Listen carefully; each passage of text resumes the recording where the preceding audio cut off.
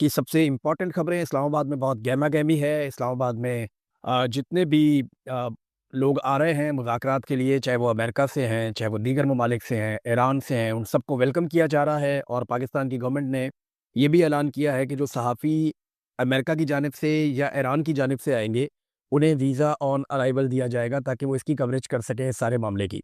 इंतज़ामात ख़ासे तगड़े किए गए हैं, सिक्योरिटी के बड़े आला किस्म के इंतज़ामात किए गए हैं इस्लामाबाद में, ताकि किसी किस्म का नाखुशगवार वाक़या पेश ना आया। पाकिस्तान के लिए ये बहुत इम्पोर्टेंट है, ख़ित्ते के लिए बहुत इम्पोर्टेंट। ये जंगबंदी बहुत ज़रूरी है, वरना इसके असरात पाकिस्तान पे भी आते, बाकी दुनिया के ऊपर भी आते। यूरोप को बहुत इश्यू हो जाता है, बाकी ममालिक को इश्यू हो जाता है। तो इन मुज़ाकरात के नतीजे में अगर जंगबंदी हो जाती है, और अच्छी बात ये है कि अमेरिका को इस बात का बहुत जल्दी इदराक हो गया कि ये जंग किसी के भी फ़ायदे में नहीं है। डोनाल्ड ट्रंप ने बातें तो बहुत बड़ी की थी, नेतन्याहू ने डोनाल्ड ट्रंप को इस जंग में उतारा भी था, लेकिन ऐसा लगा अमेरिकन्स को कि उनको इस्तेमाल कर लिया गया है और अमेरिकन्स टाइम से ही इस जंग से बाहर जा रहे हैं।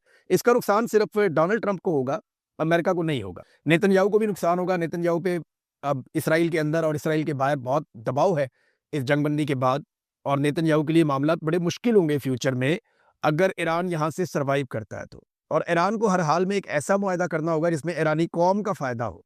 अब सबकी नज़र इस बात पे होगी कि मुज़ाकरात होंगे किन चीज़ों के ऊपर, और कौन सी चीज़ें ईरान हासिल करेगा और कौन सी चीज़ें ईरान को देनी पड़ेंगी, और अमेरिका अपने माजी के किस मौक़िफ़ से पीछे हटेगा और आज अमेरिका कहाँ पे खड़ा है। हम नेक्स्ट वीलॉग जो करेंगे, ये सारे मुज़ाकरात के पॉइंट्स के ऊपर हम डिस्कस करेंगे कि वो क्या मांग रहे हैं, उनको क्या दिया जा रहा है, और अपडेट करेंगे आपको सारी सूरत-ए-हाल। लबनान में लड़ाई क्योंकि चल रही है, वो एक मसला बना हुआ है और वो लगातार बना हुआ है। ईरान को इसके ऊपर एतराज़ है, और ईरान बार-बार ये कहता है कि लबनान में अगर जंगबंदी नहीं होती तो ये मुआहदे की खिलाफ वर्जी है।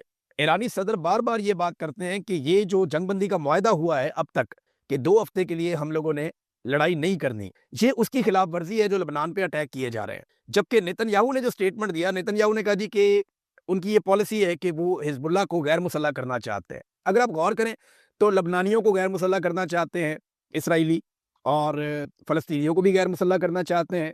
बोर्ड ऑफ पीस के अंदर इसके ऊपर डिस्कशन भी हुई। फिर ईरानियों को भी गैर मुसल्लह करना चाहते हैं कि इनके हथियार भी ले लिए जाएँ, या इनके पास ऐसे हथियार ना हो जो इसराइल के लिए खतरा हो।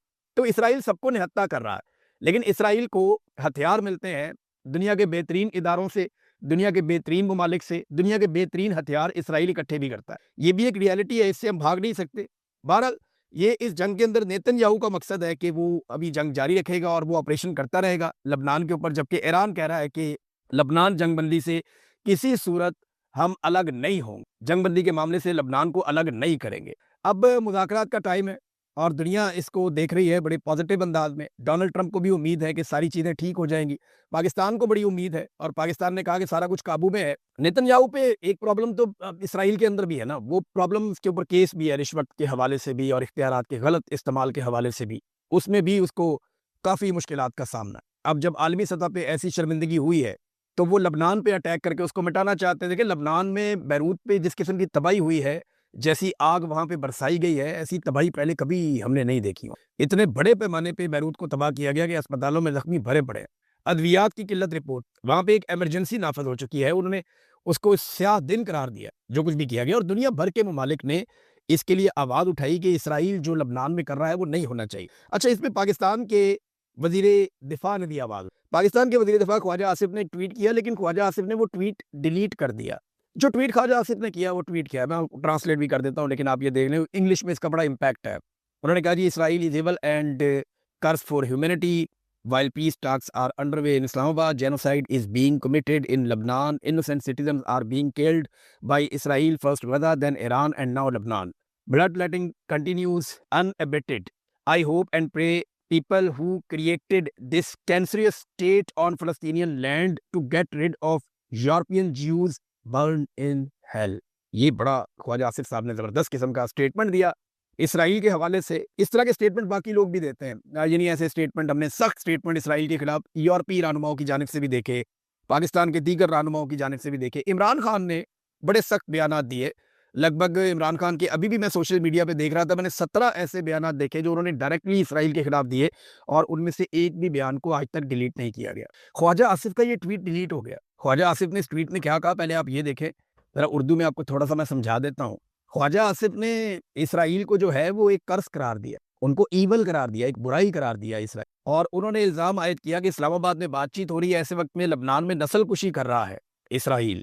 خواجہ آصف نے کہا کہ معصوم شہری اسرائیلی کارروائیوں میں مارے جا رہے ہیں، پہلے غزہ میں، پھر ایران میں، اور اب لبنان میں خون ریزی کا نہ رکنے والا سلسلہ جاری ہے۔ خواجہ آصف نے اسرائیل کو کینسر زدہ ایک ریاست قرار دیا، اور اس کے قیام کے متعلق انہوں نے کہا کہ ان کو جہنم میں چلنا چاہیے جنہوں نے یہ ریاست قائم کی فلسطینیوں کی سرزمین پر۔ یہ خواجہ آصف کا سٹیٹمنٹ تھا، لوگ بڑے خوش ہو گئے، لوگوں نے اس کو ری ٹویٹ بھی کیا، اور پذیرائی مل ہی رہی تھی کہ خواجہ آصف نے یہ سٹیٹمنٹ ڈیلیٹ کر دیا۔ اس کے پیچھے ریزن یہ ہے کہ اسرائیل نے اس کے اوپر رد عمل دیا ہے۔ اسرائیلی وزیر اعظم کے دفتر نے پاکستان کے وزیر دفاع خواجہ آصف کے بیان کی مذمت کر دی، جس میں انہوں نے اسرائیلی ریاست کو کینسر زدہ قرار دیا تھا۔ خواجہ آصف نے سٹیٹمنٹ دیا، چند گھنٹوں کے بعد ایکس پر اسرائیلی وزیر اعظم کے دفتر نے ایک بیان جاری کیا اور یہ کہا کہ پاکستان کے وزیر دفاع کی جانب سے اسرائیل کی تباہی کی اپیل نہایت اشتعال انگیز ہے۔ یہ ایسا بیان ہے جس کی کسی بھی حکومت کی جانب سے قابل برداشت اسے نہیں سمجھا جا سکتا، خاص طور پر ایسی حکومت کی طرف سے جو خود کو امن کے لیے غیر جانبدار ثالث قرار دیتی ہو۔ اسرائیلی وزیر خارجہ جدعون سائر نے بھی پاکستانی وزیر دفاع کی سوشل میڈیا پوسٹ پر سخت رد عمل دیتے ہوئے کہا کہ یہودی ریاست کو کینسر زدہ قرار دینا ان کی تباہی کی اپیل کرنے کے مترادف ہے۔ لوری پاکستان تو اسرائیل کو تسلیم ہی نہیں کرتا، اور اسرائیل امن مذاکرات کا حصہ ہی نہیں ہے۔ اب خواجہ آصف اگر یہ کہیں گے نا کہ امن مذاکرات چل رہے تھے، میں نے اس لیے اپنی ٹویٹ ڈیلیٹ کی، نہیں، عمران خان نے آج تک اپنی ایک بھی ٹویٹ ڈیلیٹ نہیں کی۔ تھوڑا عرصہ پہلے یہی خواجہ آصف ٹی وی پروگرام میں بیٹھ کے کہہ رہے تھے کہ عمران خان کا کوئی ایک بیان دکھا دیں جو اس کا اسرائیل کے خلاف ہو، تو بہت سارے بیانات نکال کے ٹی وی والوں نے دکھا دیے۔ پھر خواجہ آصف نے کہا جناب کہ عمران خان اپنی بات کرتا ہے، وہ اسرائیل کے خلاف بات نہیں کرتا، حالانکہ عمران خان جیل میں بند ہے۔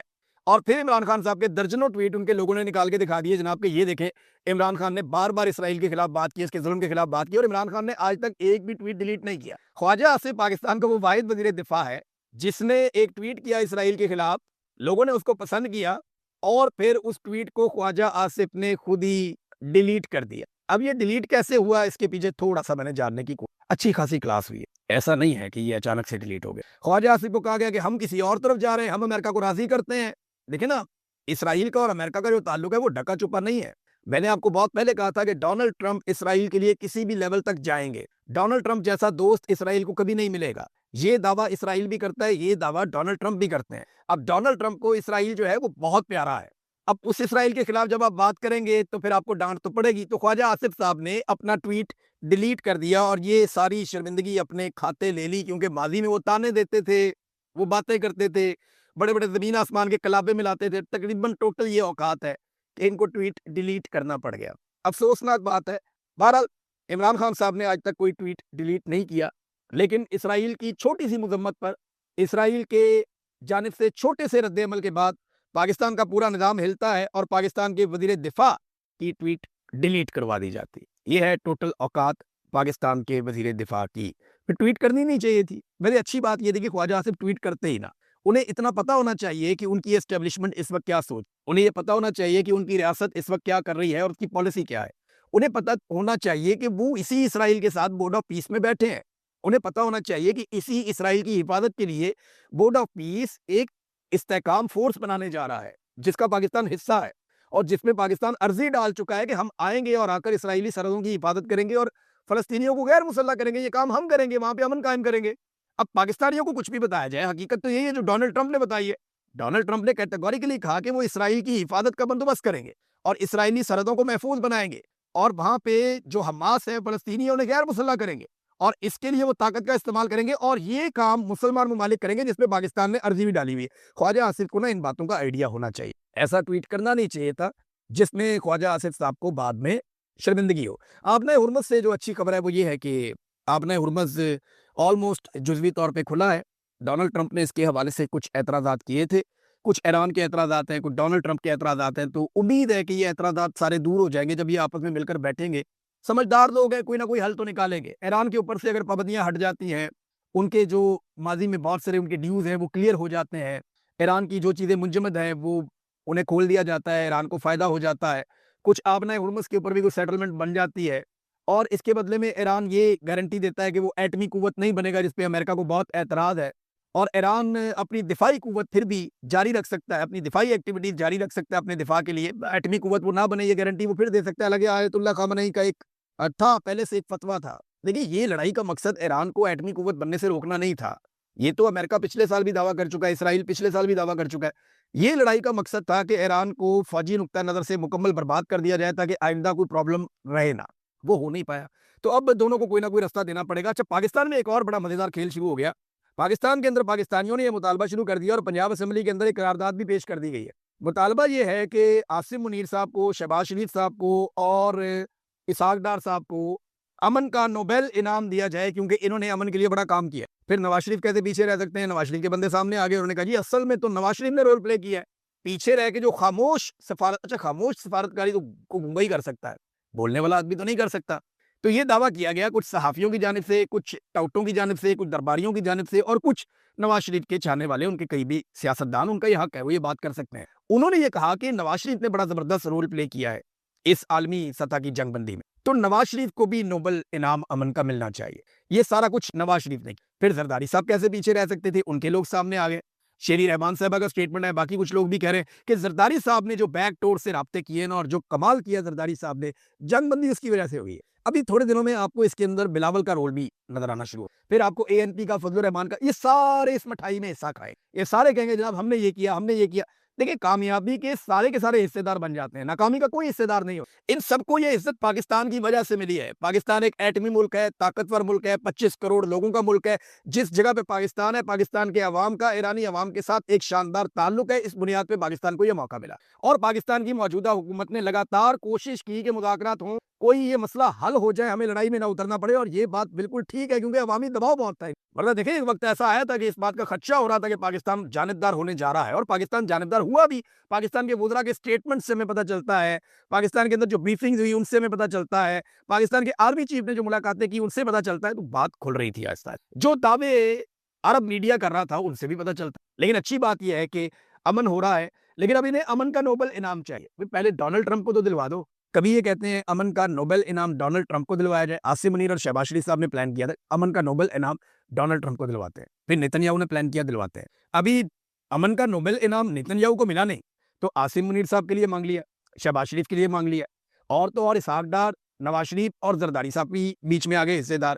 تو میرے خیال میں امن کا ایک نوبل انعام بنا کے نا، اس کی فوٹو کاپیاں کروا کے ان سب کو دے دینی چاہیے۔ میں آپ کو بتاتا ہوں ان کو امن کا نوبل انعام کیوں ملنا چاہیے، یہ بڑی امپورٹنٹ، یہ چند نکات ہیں میں آپ کے سامنے رکھتا ہوں کہ کیوں پاکستان کے فیلڈ مارشل کو، شہباز شریف کو، ان سب کو امن کا نوبل انعام ملنا چاہیے، بلکہ میرے خیال میں قاضی فائز عیسیٰ کو بھی ملنا چاہیے ساتھ میں۔ پاکستان دہشت گردی سے متاثرہ ممالک کی فہرست میں اس وقت پہلے نمبر پہ ہے، امن کا نوبل انعام انہیں کو ملنا چاہیے۔ بلوچستان کی بدامنی ایسی ہے کہ ایک ایک وقت میں 12 شہر جو ہے وہ یرغمال بنا لیے جاتے ہیں، دہشت گرد کنٹرول نہیں ہوتے، پوری کی پوری ٹرین جو ہے اس کو یرغمال بنا لیتے ہیں، اغوا کر لیتے ہیں۔ امن کا نوبل انعام انہیں ملنا چاہیے۔ افغانستان میں ایک اسپتال کے اوپر ایئر سٹرائک ہو جاتی ہے، اس میں سینکڑوں مریض جو ان کا علاج چل رہا ہوتا ہے وہ سارے وہاں پہ جاں بحق ہو جاتے ہیں، شہید ہو جاتے ہیں، تو امن کا نوبل انعام انہیں ملنا چاہیے۔ آج تک کسی آرمی چیف کو امن کا نوبل انعام ملا اس سے پہلے، لیکن یہ امن کا نوبل انعام ملنا چاہیے۔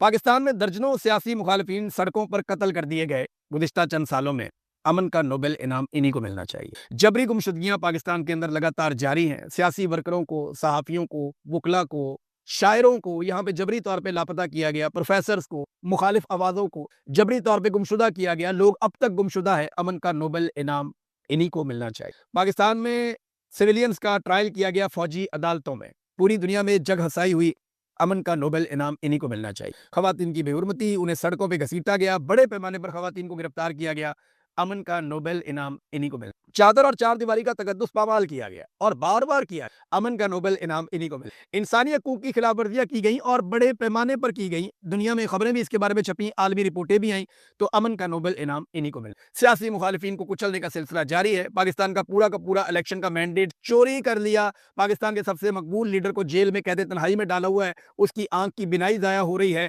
امن کا نوبل انعام انہی کو ملنا چاہیے۔ بارنگ بلوچ اور ایمان مزاری جیسی خواتین ابھی بھی پابند سلاسل ہیں، تو امن کا نوبل انعام انہی کو ملنا چاہیے، اور ان کے کاموں کی وجہ سے پاکستان کا GSP+ کا سٹیٹس بھی خطرے میں ہے، لہذا امن کا نوبل انعام انہی کو ملنا۔ تو میری بھی پرزور سفارش ہے کہ پاکستان کو اس کارنامے پہ دیکھیں، یہ پاکستان نے کام برا نہیں کیا، یہ کام میں پہلے دن سے کہہ رہا ہوں کہ پاکستان کا رول جانبدار بننے کا نہیں ہے، پاکستان بہت اہم ملک ہے، ہمیں ہر حال میں جنگ بندی کے لیے رول پلے کرنا چاہیے۔ اس کے علاوہ رستہ کوئی یہی بات عمران خان کرتا تھا، عمران خان نے یہی کام کیا تھا آج سے چند سال پہلے، تو یہ سارے عمران خان کو پہ گئے تھے اکٹھے ہو کے کہ یہ عمران خان نے کیا کیا، اس میں کون سی بڑی بات ہے؟